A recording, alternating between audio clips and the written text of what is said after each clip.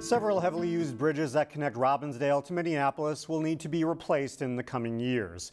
Hennepin County engineers consider them to be structurally deficient. High above the entrance to Victory Memorial Drive are 3 bridges on County Road 81 that bring traffic in and out of Robbinsdale. Each bridge carries about 10,000 cars a day, so that's a significant volume of traffic. Those 10,000 cars drive over bridges deemed as structurally deficient by Hennepin County engineers. If you look closely, you'll see segments of the bridge where the concrete has begun to crumble, exposing some of the metal rods underneath. It's a common issue for aging bridges. It doesn't mean it's an immediate alarm for any safety concerns. John Eckola is a senior engineer for Hennepin County, and while he says there aren't any immediate safety concerns, he admits the bridges have run their course. They've become a maintenance headache for Hennepin County, and so it's best that we start the planning stages to replace them. Planning is now underway to replace the bridges at a cost of roughly $16 million. But exactly what the new bridges would look like is still up for debate. Most anything's on the table. We're gathering information from partnering agencies, from the community, from the hospital nearby, and what we'll do is we'll take all that information to make some critical decisions moving forward. Yet it's not just the bridges that would be replaced. The county also plans to make improvements to the intersection underneath them. Potential changes could include reconfiguring the lanes or shortening the distances that pedestrians have to cross. After getting public feedback, the goal is to put together a final design this summer. And that we're excited to get this project going. We're excited to hear from the residents and everyone that lives in the immediate vicinity, anyone that uses the facilities. We want to hear your feedback. Hennepin County engineers want people who use the County Road 81 bridges to take an online survey. We have a link to that survey on our website. The county hopes to begin construction in 2020. Local legislators have hopes that this year's bonding bill could include money to make a Golden Valley intersection safer for pedestrians and bikers. Representative Mike Freiberg has authored a bill in the House to improve the Highway 55 and Douglas Drive intersection. Those improvements include adding bike lanes and sidewalks to Douglas Drive, as well as building an underpass under Highway 55 and a roundabout on the frontage road south of Highway 55. Freiberg says he's crossed this intersection himself, and it needs improvements to make it safer for everyone, including students living at the Purpose School for the Arts. The intersection is not a very good one. A lot of the students who go there take city bus, city transportation to get there. When they get dropped off, they have to go across 7 lanes of traffic. It's not a very safe intersection. The price tag for the intersection improvements is $6 million. Local Senators Ron Latz and Ann Rest authored a similar bill in the Senate. The community is getting a preliminary look at an arts center that could be built in Brooklyn Park by North Hennepin Community College. The Center for Innovation and the Arts at Brooklyn Park is still in the planning stages, but organizers are getting feedback at open houses like this one in Maple Grove. The project is a collaboration between North Hennepin, Metro State, cities, and school districts. It would serve 2 purposes. First, the building would provide much-needed space at the North Hennepin campus, and second, it could provide an arts center for the region. And why we're having community conversations with our area cities is to have that opportunity to see what their needs are and how some of their needs might be able to be answered through usage of our space as well. Preliminary plans call for a more than 80,000 square foot facility with a price tag of more than $80 million. North Hennepin hopes to break ground on the project in the next 3 or 4 years. Students at Earl Brown Elementary School had some especially tall visitors this past week. The Minnesota Timberwolves arrived at the school bringing smiles, excitement, and a reading lesson to boot. Ryan had reached out to me and he just said, hey, a couple of our players and staff need to read to classes. And I said Earl Brown would be a perfect opportunity. These kids really idolize some of the players and coaches. Smart kids here in Minnesota. We set it up and they got to come in, and the kids were just so grateful.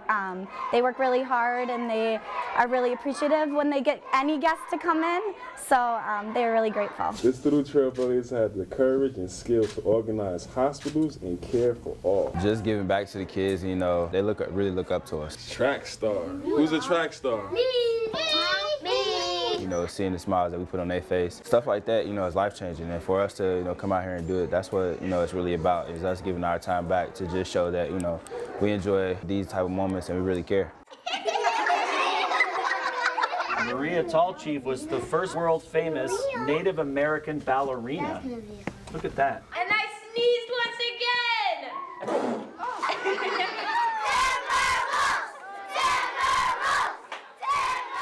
Thanks to photojournalist Dustin Scholl for putting that together. There is a special Timberwolves connection to Earl Brown Elementary. One of the teachers, Ms. Crawford, is the sister of head coach Ryan Saunders. Well, one of the best kept secrets in our area are the parks that surround the Coon Rapids Dam. They are a spectacular sight to see in the winter, too. Ice still finds a way to form in the rushing water, and you can see all of it from the 12-foot wide observation walkway on top of the dam. There are 2 miles of trails that will take you along the bank of the Mississippi River and allow you to spot wildlife along the way. Photojournalist Dustin Scholl captured these images and even a pair of bald eagles this week in Brooklyn Park. You can see more stories like this one 7 days a week on our website, ccxmedia.org.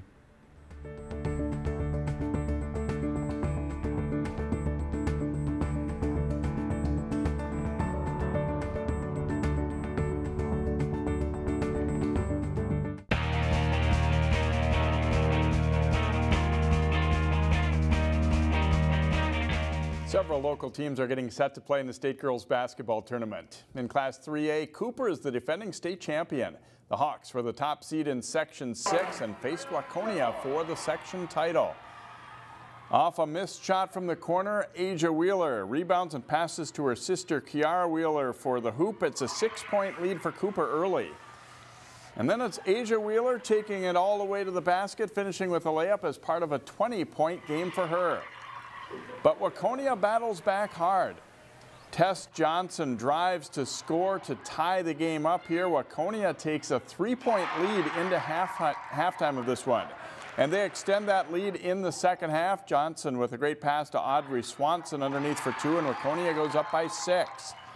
With less than 3 minutes to go, Drea Tribble drains a huge 3 for Cooper, putting them on top 50-49. Then with under a minute and a half to go, Waconia gets a huge steal and gets out on the break. It's Johnson to Swanson. The Wildcats are up by 1.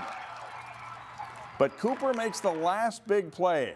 Under 15 seconds left, Asia Wheeler coming up big as she drives and scores the winning basket.